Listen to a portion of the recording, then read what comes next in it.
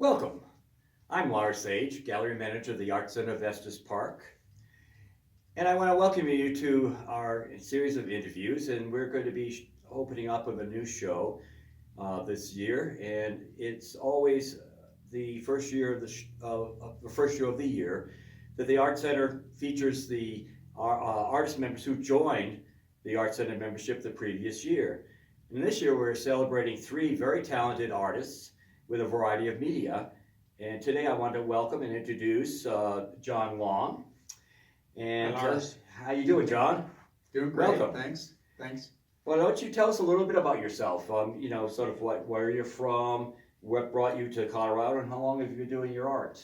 Okay. So I grew up in Michigan. Lived in a variety of places. Went to school. Went into Peace Corps. Served in Afghanistan. Was living and working in Texas for 25 years before I retired, and then moved here to Colorado. And as a university student, among the coursework I took, photography, filmmaking, design work, and so on. But it really wasn't until about 25 years ago that I started doing consistent and serious work in the studio. So, and I've worked in a variety of media during that time. Well, I noticed that you right now is primarily seems to be your acrylic work. Is that pretty much your medium? And so, what brings you to that medium? That's what I'm doing mostly now. When I first started doing studio work 25 years ago, I was doing assemblages in boxes. And then I started doing collage work, and then I started painting on top of the collages, and then I started doing just the painting work. Although I've also done a number of other things. I've done commission work with photography. Mostly doing portraits of families, but doing them in different and unique kinds of ways. So I would take portraits of parents and their children, and then slice the portraits apart and recombine them in different kinds of ways. I also did work where I was doing covering books or magazines in colorful electrician's tape. A medium that I called tape on books, kind of a play on the books on tape. Oh, okay. And that was some interesting work. I'm not doing that anymore at the moment. But yeah, I'm most of the work I'm doing now. Well, I've also done calligraphy and ink wash painting with traditional Japanese ink and brush. And I'm still doing some of that, but most of what I'm doing now is acrylic painting. Well, so it seems like your concentration now is kind of like we would term an abstract art, as well as when have you moved into this kind of area, or have you always done this? Yeah, so it's probably been 15, 18 years that I've been working with abstract painting with acrylics. When I was a young kid, still like in middle school, I used to do lots of just kind of noodling around with geometrical designs, and so there's something about that I'm not even conscious of. It just appeals to me, and so a lot of the work that I do now has geometrical elements to it. So I mean, even this piece, which is kind of a very abstracted version of a cloud, contains a geometrical framing within it, and some of the things I do are regular kind of geometry, but mostly I look at things that are a little bit askew or off-center, or rather than regular. And then I've got sometimes I'll embed some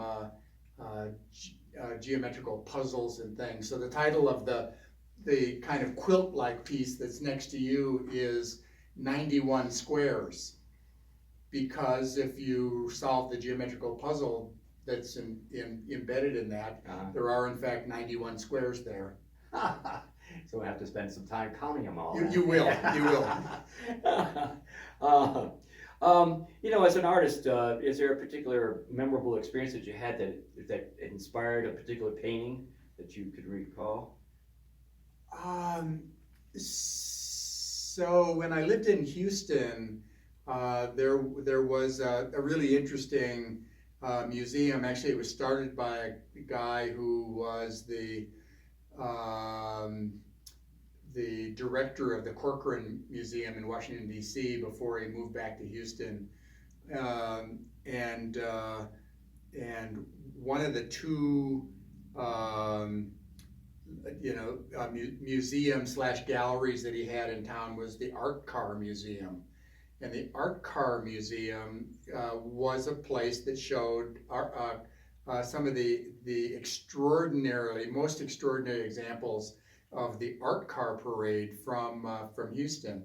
But they would also do a number of shows of hanging on the wall art every year. And there was one show in particular that was an open call show to local artists, and they would have a theme, and so they would have 50 to 100 artists represented in this show who had all responded to the same theme. And so I did, for one of the shows, I did a 4-foot by 4-foot painting. The theme of the show was the gun show. And the painting that I did was, had this kind of shades of red quilt-like background to it. And then there were 4 figures, a mom and dad and 2 children, running hand in hand, done in outline like you would for a murder victim at a crime scene, done up, and then they had targets on each of them. So doing this, it was a very powerful painting, and you know, I don't do that much figurative work, but this had figures in it. And it was really done directly in response to the theme of this show. Quite impressive, it sounds like, that's for sure. Yeah, it's not a painting that I've ever hung on my living room wall. Okay. Would create a great topic of discussion if you did, I'm sure. Yeah, I understand it had lots of really interested response as it hung in that show. I bet. Especially since the topic is pretty pertinent, even, you know, still today. I'm afraid it's going to be pertinent for a long time. Yeah. So what made you decide to join the Art Center? Well, I moved to Estes Park and you know, continue working regularly in the studio, and I was looking for you know, a place to show my work and also a chance to get involved with the other artists in the area, and so here you are and here I am. Do you show your work in other places as well?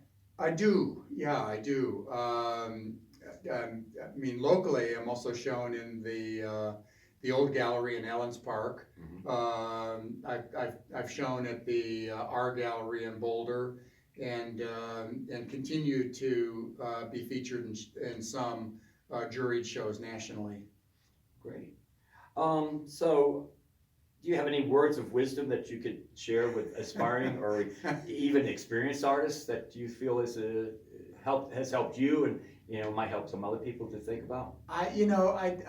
Oftentimes when I'm working at the desk here and people come in, sometimes our conversation, you know, I hear from people that they kind of, you know, play around with painting and so on and so forth, and you know, my words of wisdom to them are just go ahead and do it. I mean, you don't, you learn to do something by doing it. And don't listen to that little voice in your head that says, oh, I'm not good enough, or I don't know how to do that, or so my advice is just get started. It certainly seems that seems like most artists face the same kind of voice in their, that I can't quite do it. Maybe I'm not talented enough, or it's not good enough, and so forth. That tend to be, to me, their own worst critics, and which can either inspire them or hinder them from making progress in their work as well. So it's great. Well, I want to thank you, John, for this interview, and I would certainly want to invite the public to come see our show, which opens up on January 8th and runs till February 15th. And it's called Meet the New Artists.